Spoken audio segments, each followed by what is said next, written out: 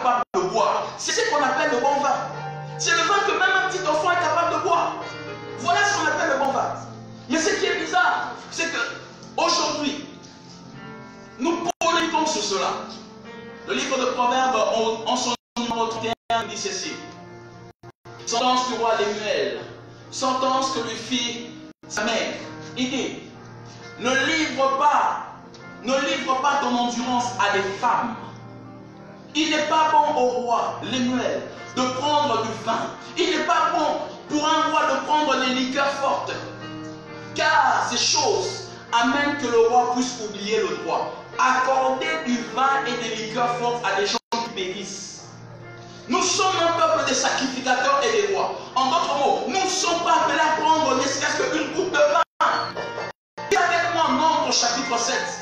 L'histoire de la consécration ou la loi de Naziréa. On dit, celui qui est consacré à Dieu ne prendra aucune liqueur forte ni aucun vin. Mais aujourd'hui, l'église, même les hommes de Dieu, dans le bureau, tu remarqueras, il y a une bouteille de vin cachée sous le siège. Non, quelqu'un m'a dit, ça donne le Saint-Esprit. Ça fait enlever le drac. Donc toi là, pour que tu prêches bien, il faut que tu prennes du vin, c'est ça? Où est le Saint-Esprit? Qui n'est pas un esprit de timidité? Où est-il?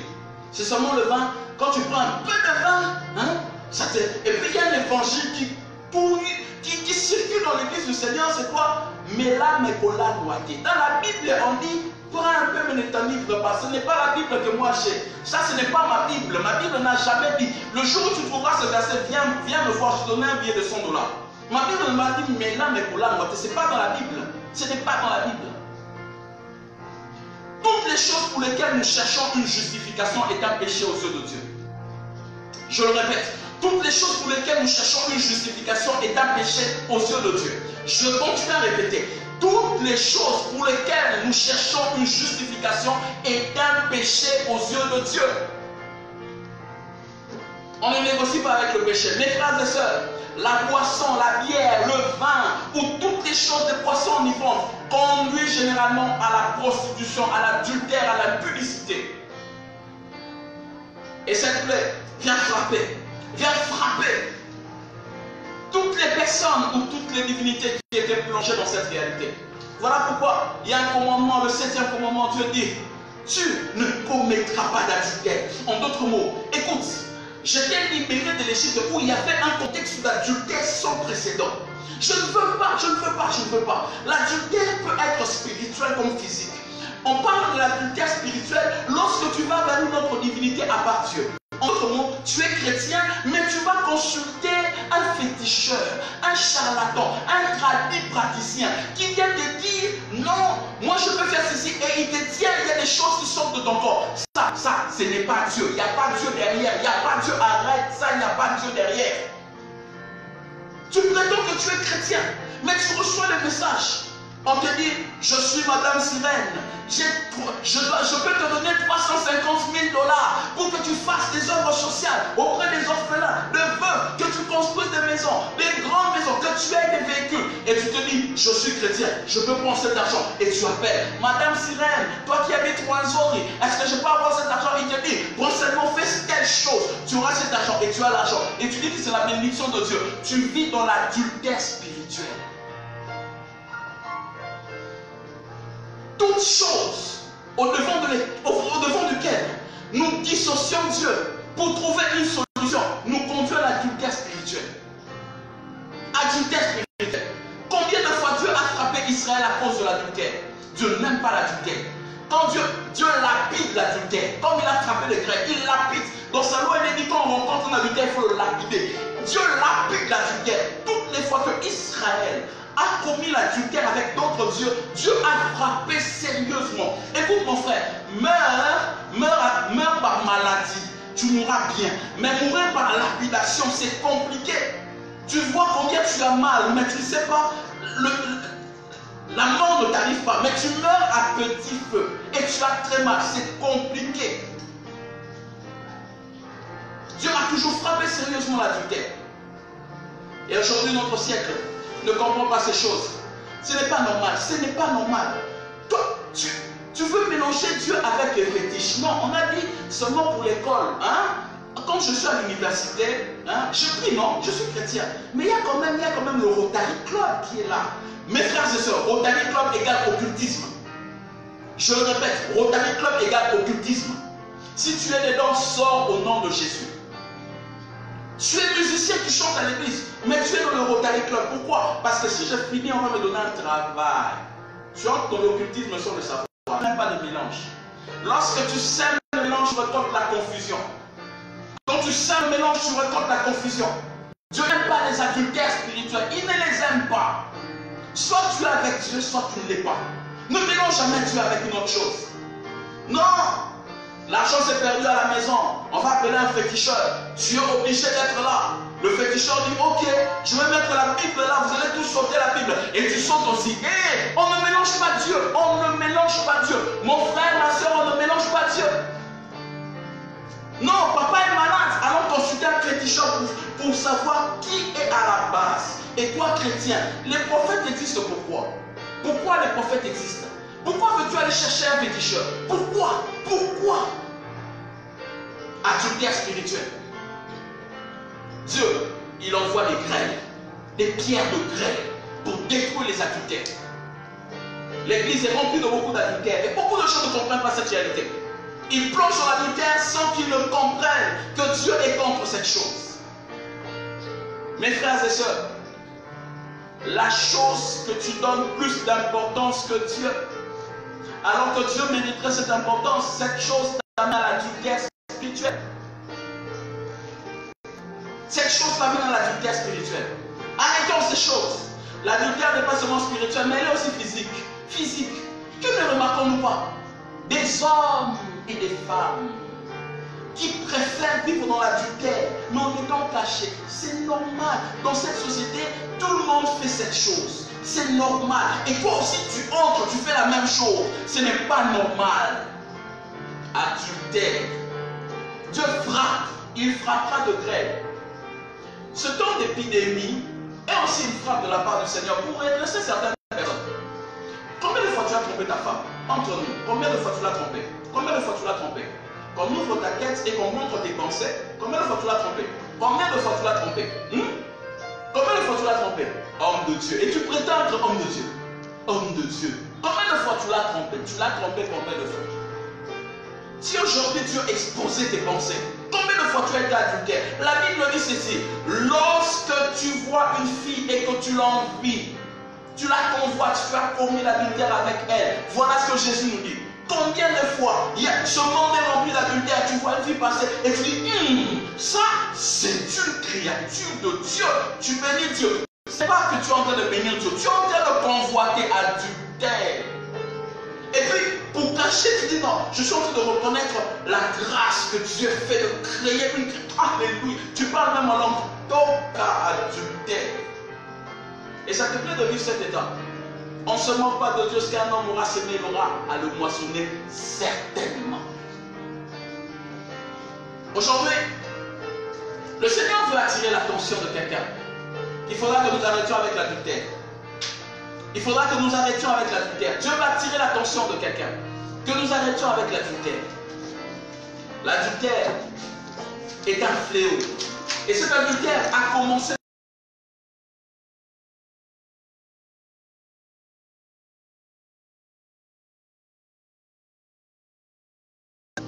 en pensée. Adultère.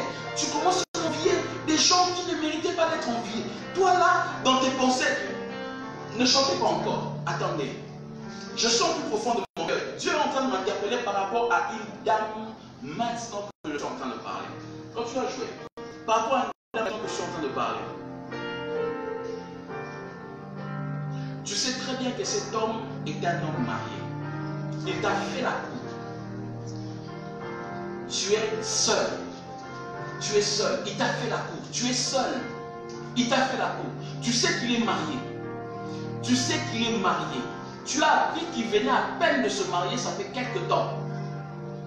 Mais toi, parce que tu te sens seul, tu te dis, tu vas sortir avec cet homme. Et tu sors déjà avec lui en secret.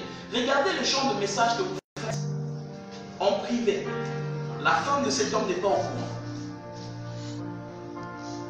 Et déjà dans ta tête, tu commences à penser, passer à l'acte avec cet homme-là. Je suis en train de te dire, si tu oses, tu vas attraper le VIH. Parce que cet homme a le VIH. Je t'informe. Ne regarde pas la corpulence qu'il a. Ne regarde pas le teint qu'il a. Ne regarde pas la situation dans laquelle il se retrouve en termes de son boulot. Parce qu'il parle bien, il s'habille bien, il sent bon. Tu veux céder. Je te parle, c'est une sœur à qui je m'adresse. Si tu ne prêtes pas attention, tu risqueras de pleurer toute ta vie. Et les gens, tu laisseras les gens derrière toi en train de pleurer. Tu sais que ton existence,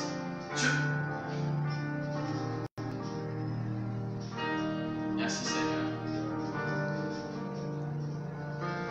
Le Seigneur aimerait que tu arrêtes cette chose. Arrête. Tu es en train de te lancer sur un chemin de non-retour.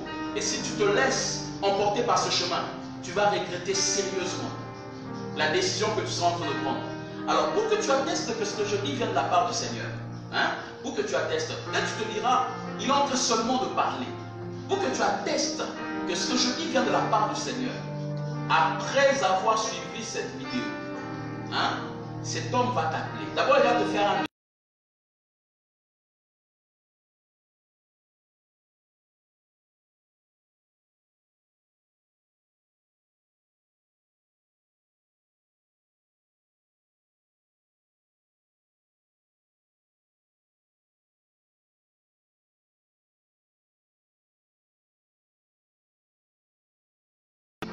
pour te dire, tu lui manques. Si c'était possible que vous puissiez vous voir. Lorsque tu verras ceci, comprends une chose. Tu es en train d'entrer dans un chemin de non-retour.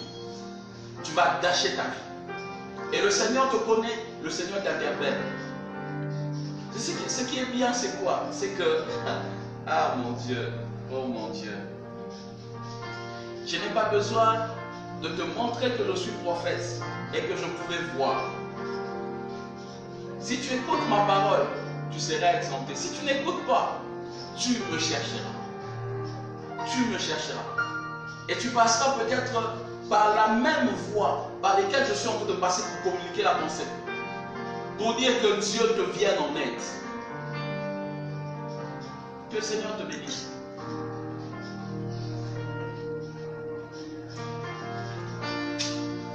Est-ce que tu peux me mettre la chanson? Viens adorer le Seigneur. Viens adorer le Seigneur.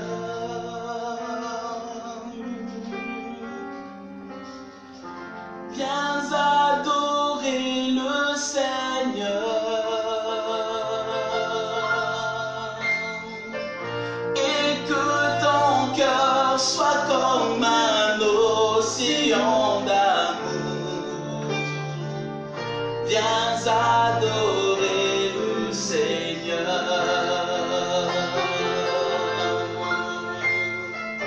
Viens adorer. Viens adorer le Seigneur.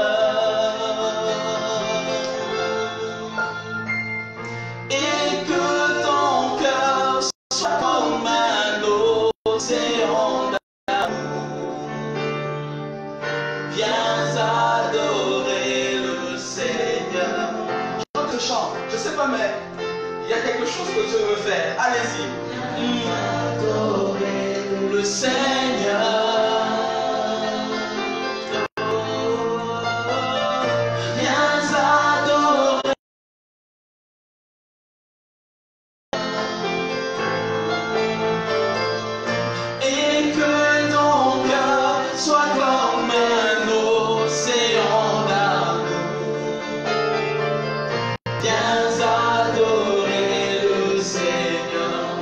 Dieu aimerait que ton cœur soit comme un océan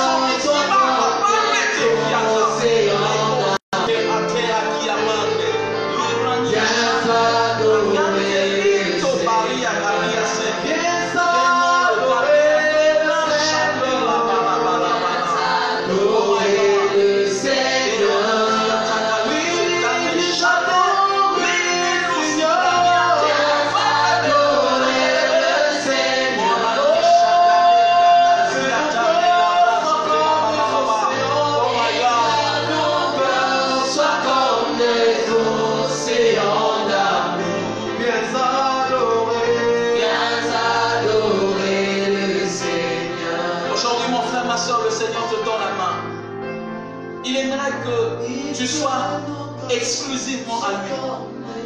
Que ce qui pouvait constituer comme adultère spirituel que tu pouvais faire, que tu te détaches de cette chose.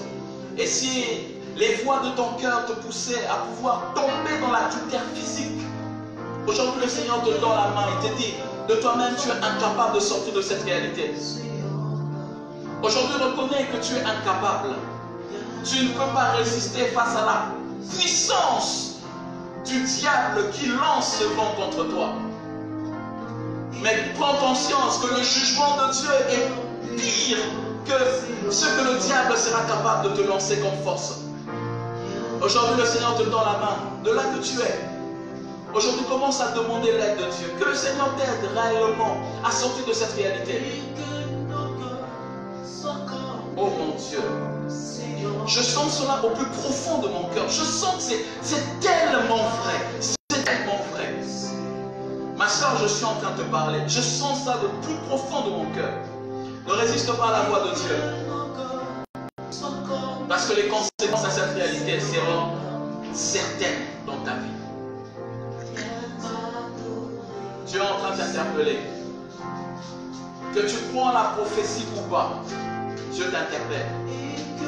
Ne commets pas cette erreur. Sinon, tu vas regretter. Et en ce moment-là, le Seigneur ne sera pas là pour te tendre la main. Dieu ne sera pas là pour te tendre la main. Merci Seigneur parce que je sais que tu parles. Ami, je veux que tu touches son cœur. Je sais qu'au-dedans d'elle, elle sait que ce que je dis est vrai. Touche son cœur. Elle arrête ces choses. Merci de le faire, Seigneur. Merci de te glorifier. Et de nous amener, Seigneur, à te célébrer encore. Dans le nom de Jésus. Nous avons ainsi prié. Amen. Amen. Bizarrement, je sens l'onction prophétique. Mais le temps est tellement parti. Je crois que nous allons prendre le temps, le samedi, d'avoir un long temps prophétique. Un long temps prophétique. Quand nous clôturons le dimanche, nous allons clôturer ces temps de prière avec un ami, un homme de Dieu bien, le pasteur Douceur. Le pasteur Douceur qui va clôturer ensemble avec nous ce moment. Je crois que par la grâce de Dieu, nous allons travailler ensemble avec lui le dimanche, mais le samedi, on va avoir un long temps prophétique. Il faut qu'on laisse aussi place au Saint-Esprit, qu'il puisse quand même nous souffler certaines paroles. Et je crois que le Saint-Esprit ne souffle pas seulement certaines paroles, mais il guérit aussi certaines maladies. Certaines maladies. Je crois en la puissance de la guérison. Je crois en la puissance de la guérison. Je crois en la puissance de la guérison.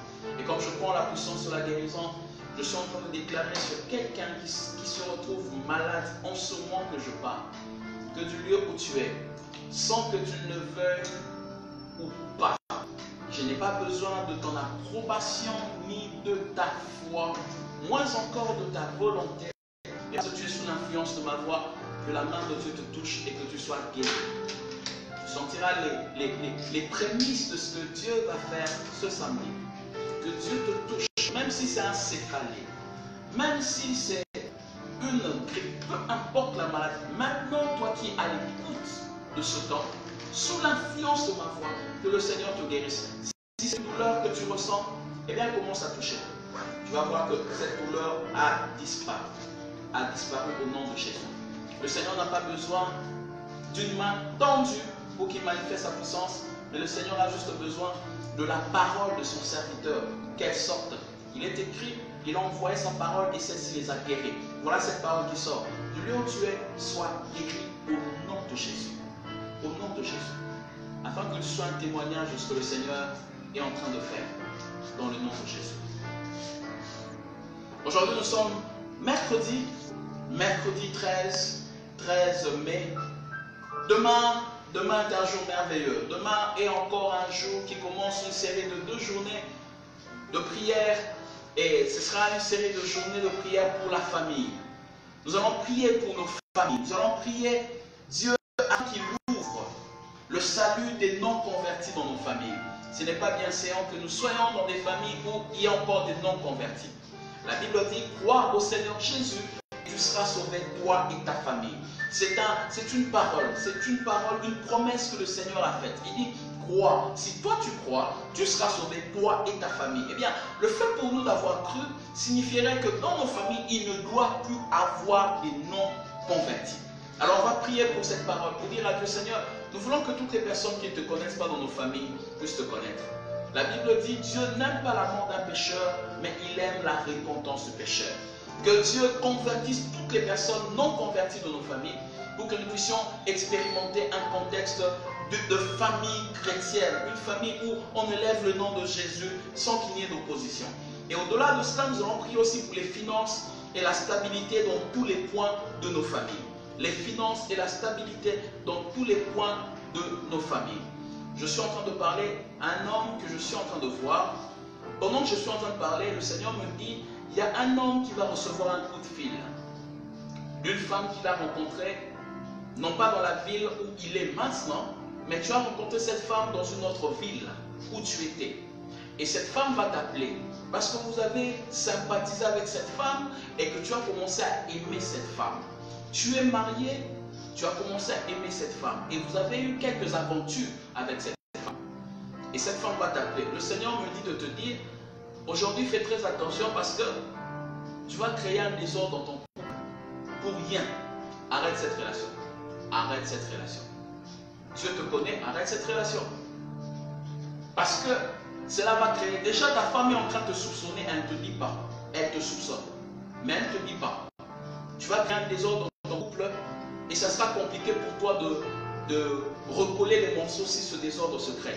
Fais très attention. Je parle d'un homme, tu as connu cette femme dans une ville autre, la ville dans laquelle tu te retrouves maintenant. Et cette femme se retrouve dans la ville où tu l'as connue, elle est restée là-bas. Et elle va t'appeler aujourd'hui même. Aujourd'hui même. Elle va même insister. S'il te plaît, fais très attention, arrête cette relation. Sinon, ta femme va découvrir cette réalité parce qu'elle est déjà en train de te soupçonner. Et si tu ne prêtes pas attention, tu vas détruire ton couple comme ça.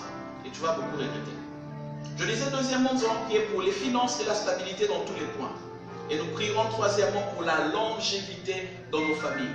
Le Seigneur est en train de nous montrer beaucoup de cas de mort arrivés dans les familles. Beaucoup de cas de mort arrivés dans les familles. Et ces cas de mort, le Seigneur me montrait le mois de juin, qui était un début des cas de mort dans plusieurs familles.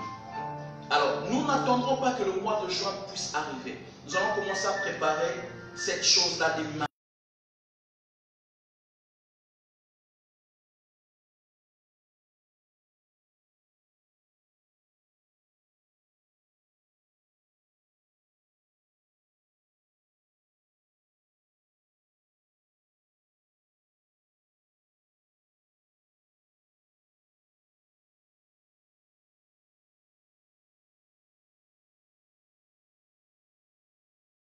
C'est trois.